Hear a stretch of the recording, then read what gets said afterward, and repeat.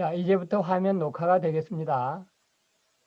여러분, 오늘 처음으로, 그러니까 두 번째, 지난 주에 이어서 두 번째 여러분들과 함께 강의를 하게 되는 주제는 그 선제입니다.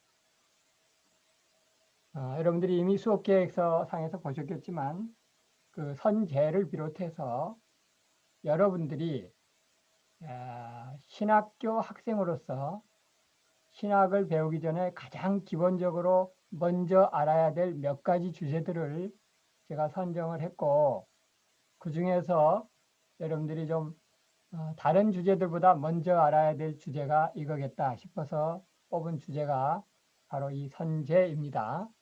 자, 그러면 이 선제에 대해서 제가 준비한 PPT가 있으니까 이거를 그 화면 공유를 통해서 우리가 함께 보도록 하시겠습니다.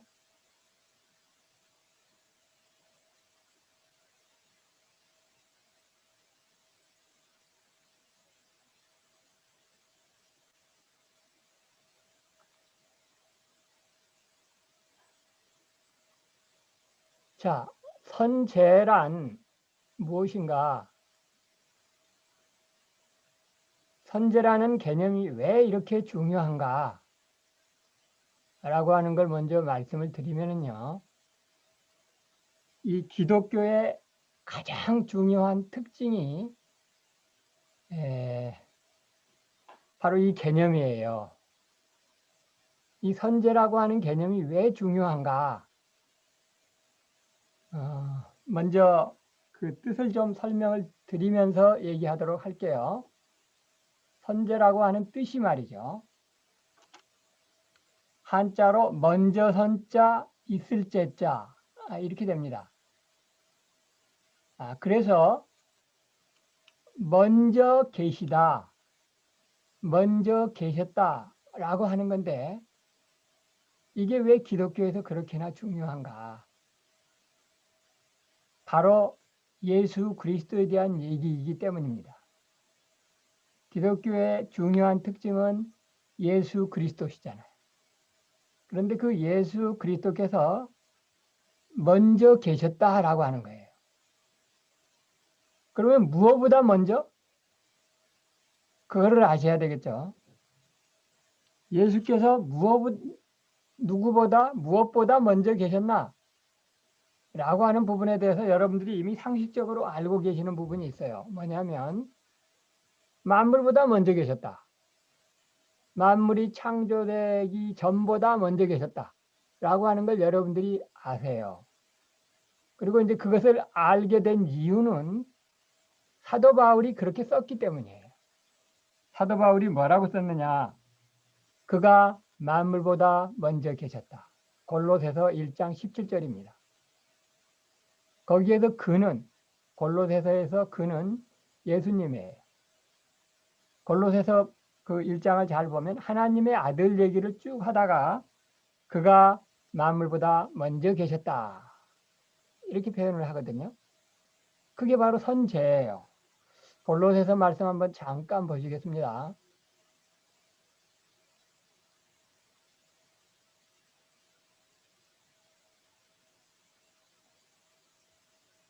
여러분 그 화면에서 그 맨 왼쪽에 맨 위를 좀 봐주시면 지금 이것이 골로새서 말씀이 쭉 지금 여기 떠 있는데 제가 저 베들레헴 성경이라고 하는 프로그램을 여러분들과 함께 지금 공유하고 있습니다.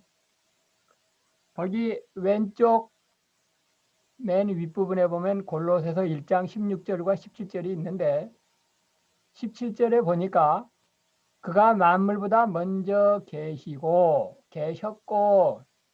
계시고 그랬죠. 그러니까 그는 하나님의 아들이라고. 결국 예수님이죠. 결국 그리스도시죠. 그리스도께서 만물보다 먼저 계셨다. 그러니까 선제가 되겠어요. 그런데 단순히 만물보다 먼저 계신 것이 아니라 하나님께서 천지를 창조하실 때 그때 이미 계셔서 하나님께서 천지를 창조하신 그 과정 중에 함께 하신 거예요. 예수님이. 그래서 1장 16절에 보면은 골로새서 1장 16절 맨 앞에는 또 이렇게 되어 있죠. 만물이 그에게서 창조되되. 자, 그러니까 만물이 창조되기 이전에 그가 계셨다. 만물이 존재하기 이전에 그가 계셨다. 라고 하는 것이 선제의 중요한 의미가 되겠습니다. 그래서 이제 여러분들이 이미 아는 개념이다. 라고 하는 것을 제가 골로새서 1장 16절, 17절을 통해서 여러분들에게 말씀을 드렸고, 다시 제 원래 PPT 화면으로 돌아오면은요,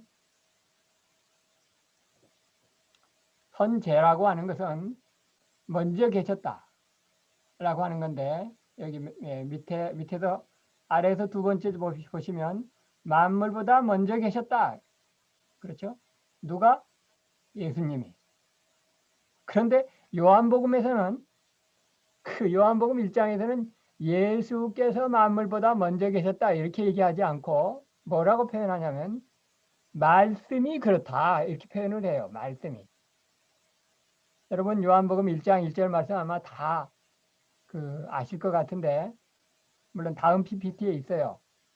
잘 생각해 보시면 이렇게 말씀이 되죠. 태초에 말씀이 계시니라.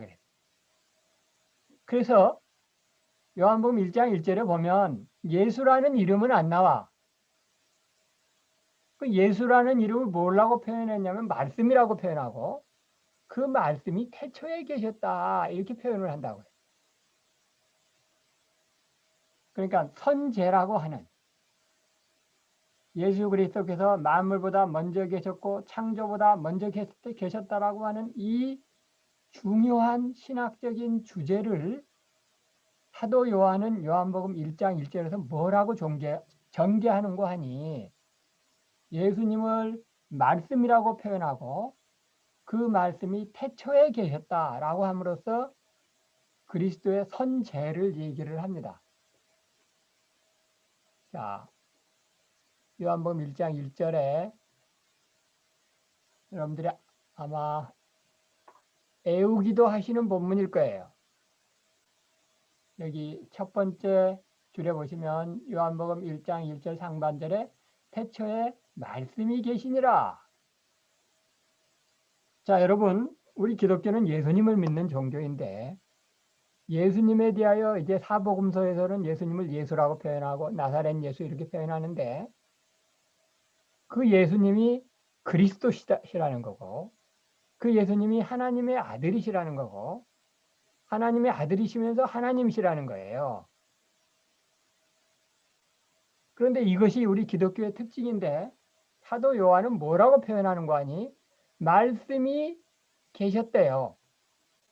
말씀이. 그런데 그 말씀이 지금 나사렛 예수라는 얘기는 나중에 나와. 예수라는 이름은 나중에 나오고 처음부터 뭐라고 얘기하면 말씀이 계셨는데 언제 계셨냐면 태초에 계셨대요. 자, 그래서 이 선제를 얘기를 할 때 또 빼놓지 않고 하게 되는 얘기가 어떤 얘기가 있는 거 아니? 우리 성경 66권 중에 태초라는 말로 시작하는 성경이 요한복음 말고 또 있는데 또 어딨냐면 여기 창세기 1장 1절도 그렇잖아.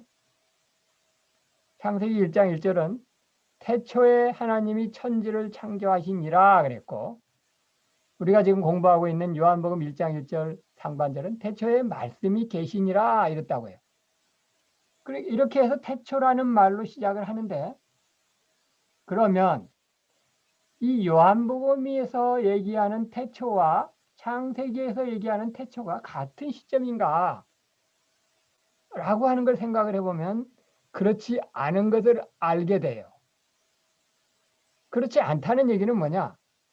더 먼저 똑같은 태초라고 하는 말로 시작을 하지만 영어로 얘기하면 in the beginning 뭐 시작할 때, 시작 즈음에 뭐 이렇게 번역이 되는데 똑같이 우리말로는 태초에라고 하는 말로 시작을 한 성경이지만 그 시점이 더 먼저인 시점이 있겠다라고 하는 걸 여러분 아실 수가 있겠죠? 자, 창세기의 태초가 먼저예요? 요한복음의 태초가 먼저예요? 그것은 이렇게 생각하시면 돼요. 창세기의 태초는 언제 태초냐면 하나님이 천지를 창조하실 때의 태초예요. 자, 그렇다면 그때 이제 시간도 생기는 거예요. 천지는 하늘과 땅은 공간이라고 말할 수 있는데 이 공간이 창조될 때 시간도 창조돼요. 그래서 하나님께서 시간과 공간을 창조하실 때의 태초예요. 그런데 요한복음 1장 1절은 뭐냐면 그 태초에 하나님께서 천지를 창조하실 때 이미 말씀이, 그러니까 예수님인데 말씀이라고 표현을 해요. 말씀이 이미 계셔서 이 말씀께서 삼위일체 하나님으로서 성부 하나님, 성자 하나님, 성령 하나님으로서 하나님의 창조 사역에 관여하시고 창조를 하신 분이 바로 성자 하나님, 요한복음으로 표현하면 말씀이시라는 거예요.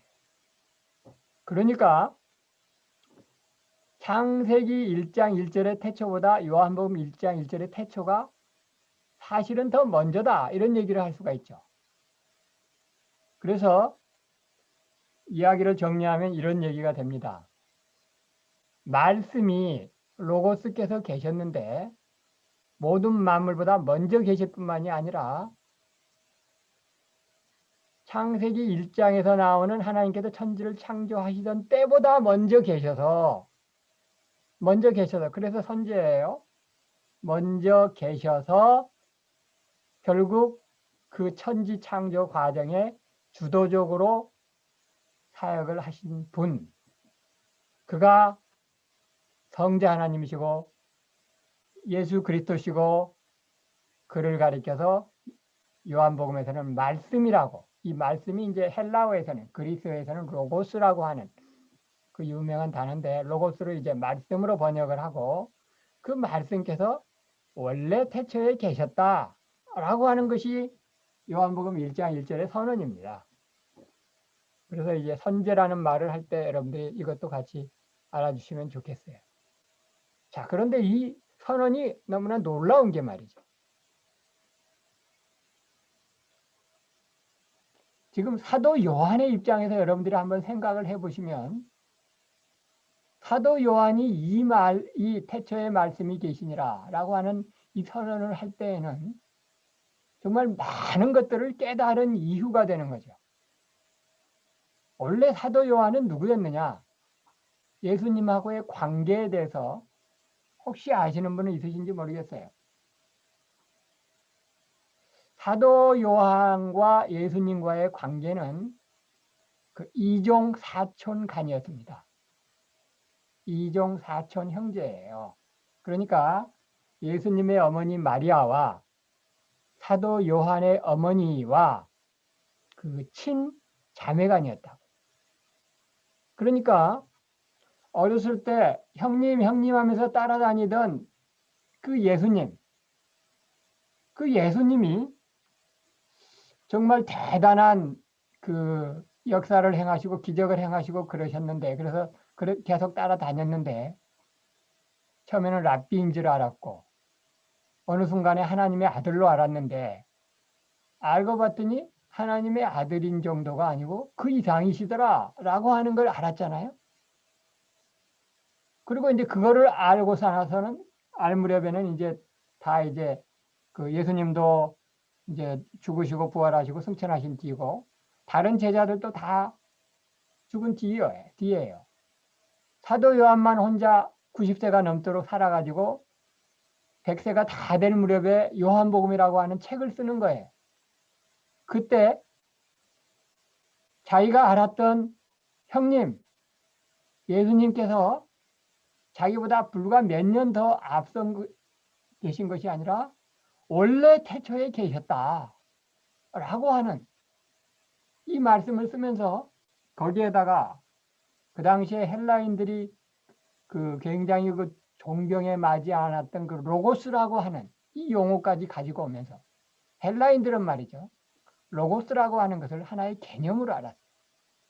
하나의 이 세상을 다스리는 근본 원리로 알았지, 인격적인 존재로 알지 않고 그냥 로고스라는 말을 쓰는 그 지식인들, 헬라인들이 그랬는데, 그 헬라인들이 알고 있던 그 로고스가 바로 자기가 알고 있던 예수님, 그 형님이, 그 헬라인들이 그렇게나 추앙에 맞지 않던 로고스이시고, 또 유대인들이 구약의 선조 때서부터 계속 그 기다려왔던 메시아, 메시아가 이제 그 헬라어로 하면 그리스도거든요.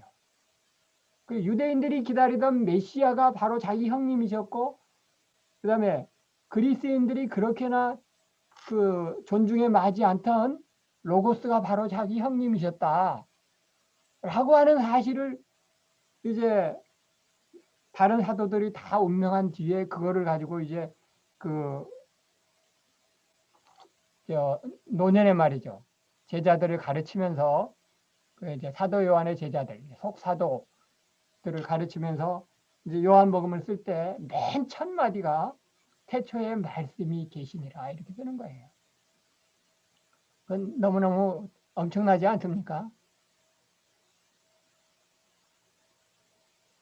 자, 여러분들이 한번 생각을 해보시면 어때요? 자기가 알고 있던 그 형님이 말이죠. 사촌 형님이 유대인들이 그렇게나 기다리던 메시아이세요. 그리스도세요. 그리고 그뿐만이 아니라 헬라인, 로마인들이 그렇게나 정말 만물의 근본 원리로 여겼던 로고스세요. 그 사실을 지금 그 쓰고 있는 건데, 이것은 정말 인간의 생각으로는 쓸 수가 없는 거고, 하나님의 그 계시의 영감을 받아서 이제 백세가 다, 그래서 이제 죽기 몇 년을 남겨두고서 요한이 쓴 그 계시의 말씀이 요한복음인 거죠. 자, 일단은 여기까지 얘기를 하고,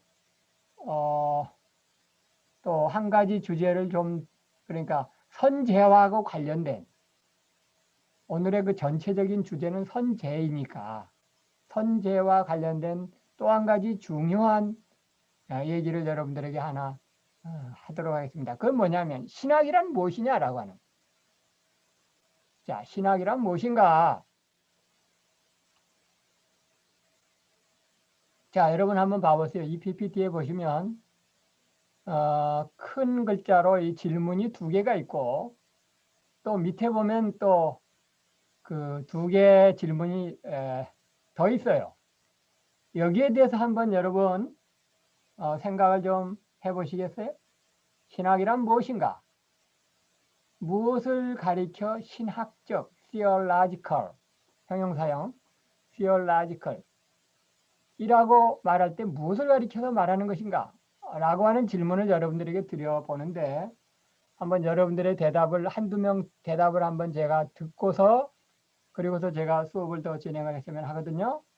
참고로, 누가 대답을 하실지 모르겠는데, 참고로 대답을 하실 때 힌트를 드린다고 한다면, 이 밑에 두 가지 질문을 한번 생각을 해보세요. 신학이란 무엇인가? 라고 하는 질문에 대답을 하기 위해서 그 밑에 질문을 먼저 생각을 해보세요. 위에부터 여기 그 문장 하나를 먼저 읽어도 신학이라고 말이죠. 현대 신학자들이 말하는 것처럼 복잡하게 말하는 것이 신학이 아닙니다. 오늘날 뭐 신학을 한다 그러면 아주 뭐 현대 신학자들이 얘기하는 원리를 얘기하고 그러다 보면은 정말 성경으로부터 벗어나는 그 이론이 얼마나 많은지 몰라요. 그게 신학이 아니라고요. 그러면 제대로 된 신학은 뭐냐? 라고 하는 걸 여러분들이 오늘부터 꼭 알았으면 좋겠는데, 그래서 거기에 대한 제가 답을 말하기 이전에 여러분들에게 힌트가 될 수 있는 질문이, 최초의 신학자는 누구인가? 성경 66권 중 가장 신학적으로 쓰여진 책은 어떤 책인가? 자, 여러분, 이 밑에 두 가지 질문을 생각하시면서 신학이 무엇인지 여러분 한두 명만 좀 대답을 해보시겠어요? 마이크를 켜시고요.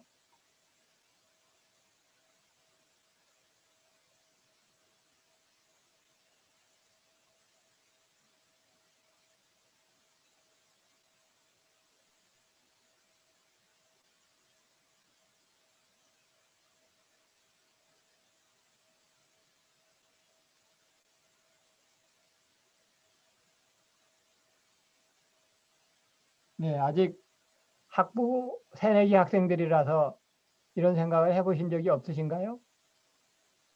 제가 하겠습니다. 예, 윤재호 학생. 예.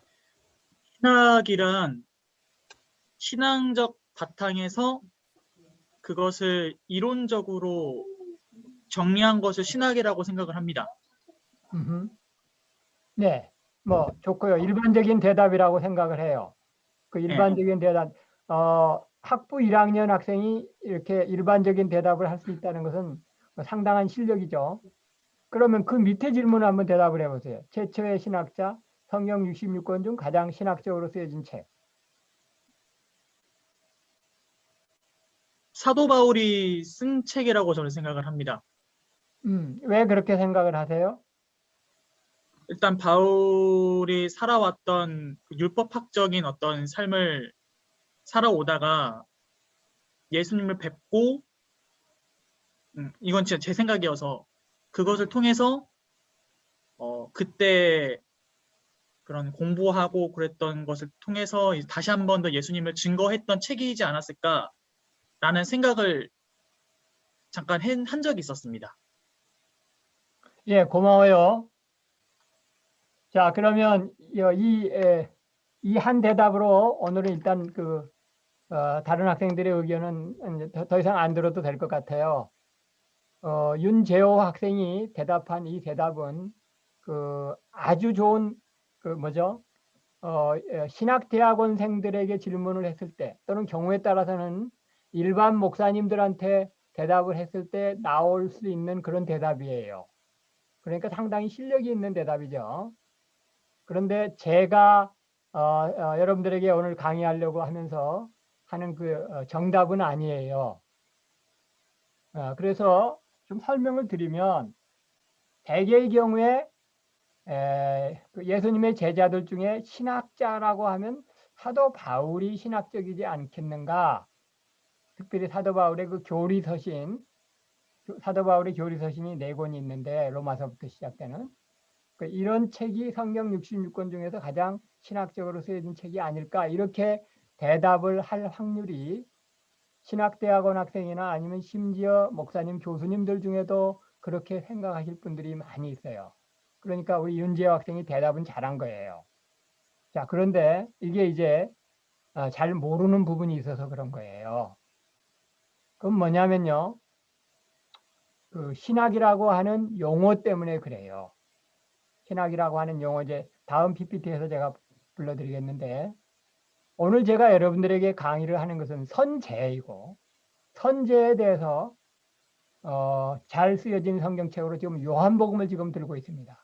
물론 아까 골로새서 말씀은 바울 서신의 경우이긴 한데 바울도 신학적인 그런 사도였던 건 틀림이 없어요. 그러나 가장 신학적이고 최초의 신학자는 지금 선제에 대해서 요한복음 1장 1절서부터 선제 얘기를 빵 터뜨리고 나온 바로 요한복음이 가장 신학적으로 쓰여진 책이고 그런 점에서 최초의 신학자는 사도 요한이 되겠습니다. 자, 왜 그런가? 자, 보세요. 신학이라고 하는 단어는 영어로 씨알러지인데 이 씨알러지라고 하는 단어는 헬라어로 데오스라고 하는 단어와 로고스라고 하는 단어가 합쳐진 단어입니다.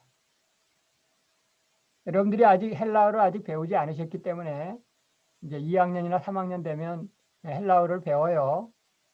여기 신학 이퀄 뒤에 이제 헬라어로 쓰여진 맨 처음에 그 동그라미에다가 이 계란처럼 생긴 동그라미에다가 한 줄이 그어진 걸 이거를 헬라어로 데타 이렇게 얘기를 합니다. 데타.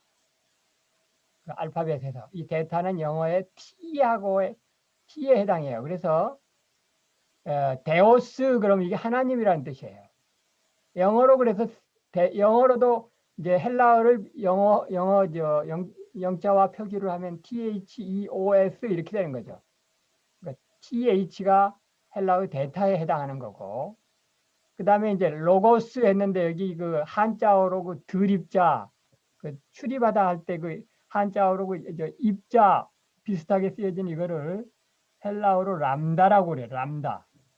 람다로 시작된 이 로고스는 그 말씀이라는 뜻인데 그 여기에서 신학이라는 단어가 나왔어요. 영어의 신학은 데오스와 로고스가 합친 거라고. 그래서 theology가 된 거예요. 그러면 이 하나님 그리고 말씀이라는 이 단어가 어디에 나왔느냐? 바로 요한복음 1장 1절에서 나온다고. 어떻게 나오느냐 하면 이렇게 나와요. 이 말씀이 하나님과 함께 계셨으니 이 말씀이 곧 하나님이시니라 그랬단 말이죠. 그래서 그 구절 말씀이 하나님이시니라 여기에서 신학이라고 하는 용어가 나오는 것입니다. 자, 아까 슬쩍 봤던 구절인데 요한복음 1장 1절 하반절에 이렇게 되어 있어요. 이 말씀이 하나님과 함께 계셨으니 이 말씀은 곧 하나님이시니라 그랬다고. 말씀 곧 하나님. 수학적인 용어로 표기하면 말씀 로고스 이퀄 하나님 데오스. 로고스 이퀄 데오스. 이게 뭐냐면 이거를 한 단어로 얘기하는 것이 theology가 되는 거예요. 데오스와 로고스가 합쳐진 것. 요한복음 1장 1절 하반절에 이 말씀이 합쳐진 그래서 만들어진 단어가 신학이라고 하는 단어가 된 것입니다. 그래서 신학이라고 하는 것은 정의를 하면 그렇습니다. 예수 그리스도를 하나님이라고 치고 논리를 전개하는 학문. 이것이 신학이에요. 아시겠죠? 신학이라고 하는 건 현대 신학의 어떤 용어를 막 가져오는 게 신학이 아니고 예수 그리스도를 하나님으로 고백하느냐? 그러면 그게 이제 신학이 시작되는 거예요. 그렇기 때문에 신학적이라고 하는 것은 예수 그리스도를 하나님으로 고백하지 않으면 그건 신학이 아닌 거예요. 좀 넌센스 같지만 뭐 이슬람교의 신학 뭐 이런 용어를 하잖아요. 이슬람교에서는 예수님을 하나님으로 치지 않잖아요. 그건 이슬람교는 신학이라고 말할 수가 없어요. 신학이라고 하는 용어 자체가 말씀이 하나님이시다, 로고스가 하나님이시다라는 그 단어가 포함되어 있는 그 용어가 신학인데. 자, 그래서 성경에서 신학적 성격이 처음부터 가장 분명한 책은 요한복음 1장이 되는 거고, 요한복음 1장에서 여러분들이 이제 성경책을 보시면 성경책에 이제 그 소제목들이 이제 나와 있는 성경책들이 요즘 많이 나오는데, 대개 보면 요한복음 1장을 소제목을 그렇게 잡은 경우가 많아요. 그리스도의 선제성. 그리스도께서 먼저 계셨다. 선제성. 또는 로고스의 역사성. 또는 제가 보고 있는 성경책은 요한복음 1장을 뭐라고 했나 한번 잠깐 볼까요? 말씀이 육신이 되시다. 뭐 이렇게 소제목을 이렇게 잡았는데 뭐 하여튼 요한복음 1장 그러면 그리스도의 선제성을 처음부터 그러니까 이렇게 됐으니까 결국 예수님이 그리스도시고 예수님이 선제하셨다라고 하는 것이 아니라 처음부터 믿으려면 믿고 말려면 말아. 그냥 선포예요. 선포. 태초에 말씀이 계셨다. 이 말씀이 바로 하나님이시다. 라고 하는 것을 처음부터 선포하는, 그러니까 신학적 성격이 굉장히 분명한 책이 요한복음 1장이 되는 것이죠. 자, 시작한 지 한 그 25분이 이상이 지나간 것 같으니까 지금부터 잠깐만 쉬고요. 한 5분 정도만 쉬시고, 그리고 나서 오늘 두 번째 강의 시작하도록 하겠습니다.